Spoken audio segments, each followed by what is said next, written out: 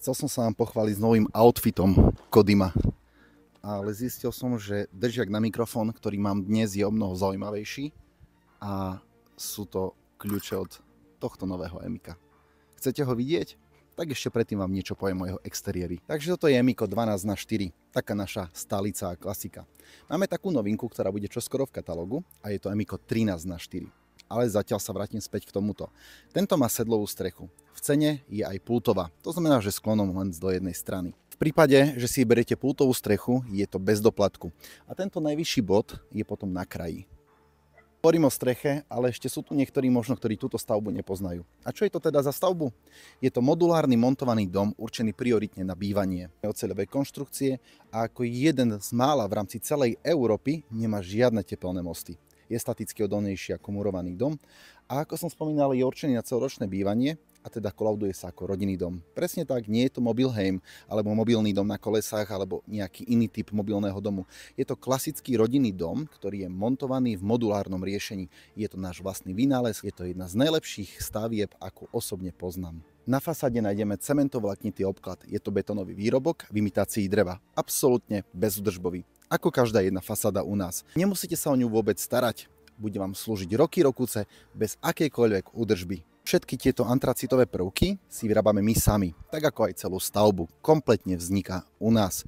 Od prvej skrutky cez vranie konštrukcie až po úplne zhotovenie stavby.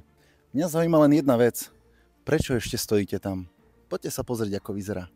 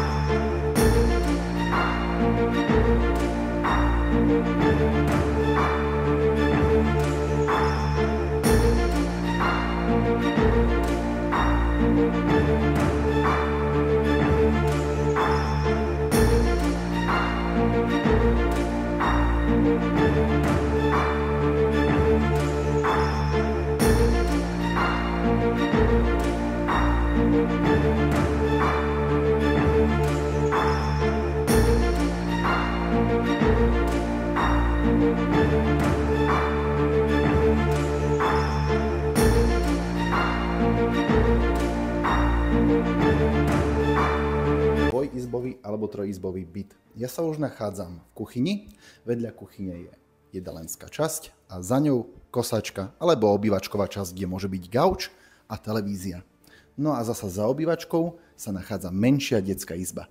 No a v prípade verzie 13x4 sa tu už nachádza jedna veľká spálňa. Detská izba alebo hosťovská izba, je to úplne jedno. Celá stavba má veľmi kvalitné okna, trojskla, 5-komorové rehau profil. Kuchynská linka je od lokálneho výrobcu, teda Slovenska, takisto ako aj celá táto stavba. Keďže riady neumývam, donedávna som nevedel, čo je toto, vraj je to dres. No a ten je v cene, rovnako ako aj varná doska. Je buď sklokeramická alebo indukčná. Výber, ten je len na tebe. Som veľký milovník psov a preto som aj podlahu do tejto stavby vyberal tak, aby bola odolná voči pazúrikom, vode alebo cikanici. Laminát všade, okrem vstupu a kúpeľne. Tam je veľmi kvalitná zasa vinilová podlaha. Chcete vidieť kúpeľňu? Tak hlavne po poriadku. Najprv vám ukážem spálňu. Tak vítajte v spálni. Spálňa je fakt priestranná. Celý dom má výšku v interiéri cez 3 metre a priestor v spálni je dosť veľký na to, aby sem vošla veľká manželská posteľ, vstavaná skriňa, nočné stoliky a ešte vždy máte plnohodnotný vstup na posteľ z každej strany. V celej stavbe sa nachádza jedno z najmodernejších podlahových vykurovaní. Je veľmi úsporné a má obrovskú výhrebnosť.